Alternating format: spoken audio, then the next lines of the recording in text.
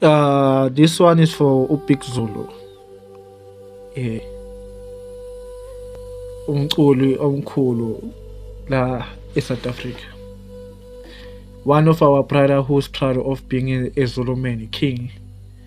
And you will never see him violence because he's a example for us, example for the youth, example for people around the world. So namhlanje we're going to dive into our brother. We're gonna dive into our brother and find out who is Big Zulu. Who is Big Zulu? Big Zulu, this is for you. I'm here to read you. Ngizokufunda nje namhlanje. Kade nawe usijabulise emoyeni, nami uthi ngikujabulise namhlanje. Okay, uZulu isoul code yakhe inginikeza number 8. Number 8 lena ke is very dangerous. Once you have an 8 in your code, that means you've been here kulomhlaba before. Understand? You are here as a reincarnation. Understand? Uno 8 lo muntu, that means uyi reincarnation. Understand? So yena mera alungiso okuhle kulomhlaba because as a trap ulo 8 lo, that means isoul yakhe before it was abusing people, humiliating people, embarrassing people. So now he needs to improve himself to not trap the soul again. Understand? He needs to do what it is good for people. Because that 8, if he doesn't do what is good for people, uzoyehla ayemuva abe labantu laba abane depression, anxiety, yababona labantu bagcine bazibulala. Understand? Abantu abaningi abaphuma kule le code bayazibulala abantu abaningi. That's why most of the time of hey, there's a lot of people who are committing suicide. There's a lot of people who are killing the women. There are people. So that soul is very dangerous because it's sitting in a trap. Understand?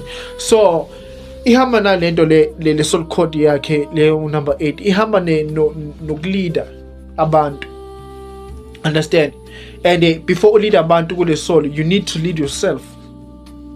I find amanye ama leaders kule kumele ulead impilo yakho before uzo leader amanye ezinye impilo. And izangani ngokwakha.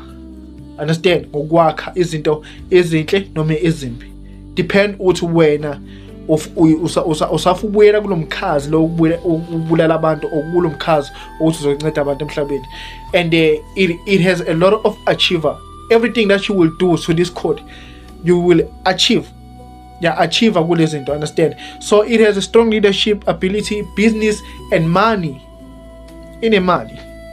These people, even if bangahlala phansi, ungeza umuntu azozana inkinga zakhe, akhulume lokhu nalokhu bese wena iyamsiza. Understand? Lapho khona uzozana kuzaza abantu abazohlezi bazokhala kuwe most of the time. Kuza abantu abazohlezi bakhala empilweni yakho mawunelesole. Understand? So ambitious, the authority of influence. Understand? It has been something it would say last. And the last thing about this is because some of these people emndenini wabo abafuneki abathanda umndeni. Most of the time, most of this called odd bona, they do love the family, but if family doesn't care about them, the family, even if noma bangayenza okuhle, the family won't care about them because this soul is sitting in a dark space which you need to choose. You can't be in the middle. Either you get low or you upgrade yourself. So, and by upgrading yourself in this code, you need to upgrade other people too. That's how you can win in this soul code number 8. Understand? Because it's a karma. It's dangerous. Understand? So yeah, I'm gonna leave it here. Peer reflection to Big Zulu, peer reflection to his followers. If it resonates with you, 064 Don't forget to WhatsApp. Peer reflection.